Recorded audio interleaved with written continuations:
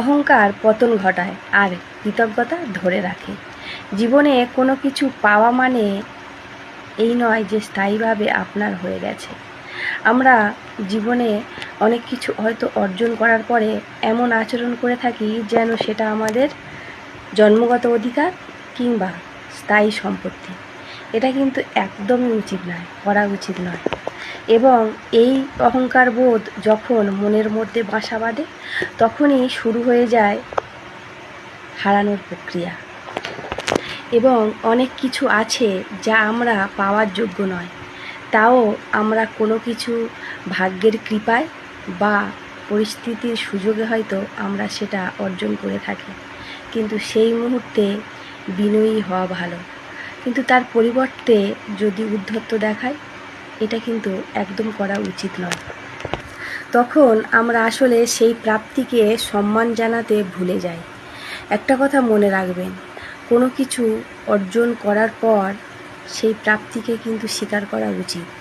আর সেই যোগ্যতা বা কোনো কিছু জিনিস অর্জন করেছেন তার ধরে রাখার একমাত্র উপায় হচ্ছে নম্রতা।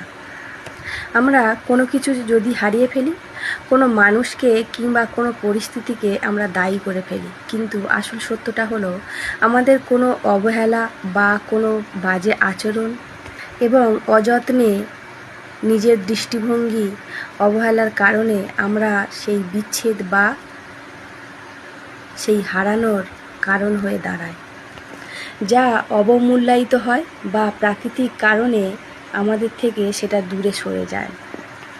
সেটি কোনো সম্পর্ক হতে পারে, সাফল্য হতে পারে এবং সম্পর্ক বা সম্মান হতে পারে। পৃথিবীর কোনো কিছু চিরস্থায়ী নয়। যা আপনি নিজের বলে মনে করছেন সেটা আপনার একটি আমানত, এবং আপনি যদি সেই আমানতের মর্যাদা না দেন তাহলে আপনি কিন্তু সেই আমানত ধরে রাখতে পারবেন না, আপনি সেই যোগ্যতা হারিয়ে ফেলবেন। আপনার জন্যে এই ছোট্ট একটি প্রতিফলন।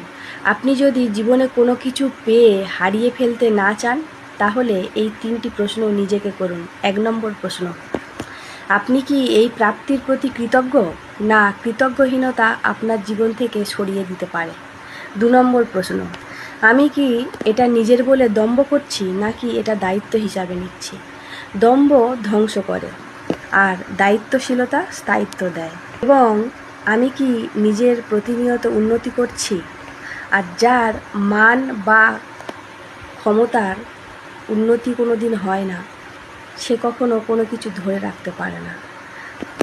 3 নম্বর প্রশ্ন, যে নিজের দোষগুলি স্বীকার করার সাহস দেখায় সে কিন্তু জীবনে উন্নতি করতে পারে। সে নিজের দোষ নিজে বুঝতে পারে, তাহলে দোষটা করার পর বা ভুলটা করেছে, সেই ভুলটা করার পর ভুল থেকে কিন্তু সে সঠিক জিনিসটি শিখতে পারে, তাই সে জীবনে উন্নতি করতে পারে। এবং অহংকার ঝেড়ে ফেলে কাজের দিকে মনোযোগী হন এবং সম্পর্কের প্রতি যত্নশীল হন ও প্রাপ্তিগুলিকে নিজের দম্ভের অলংকার না বানিয়ে নিজের সযত্নে নিজের কাছে রাখুন। মনে রাখবেন, যা আপনি ধরে রাখতে পারেননি তা পাওয়ার যোগ্য আপনি কিন্তু নন।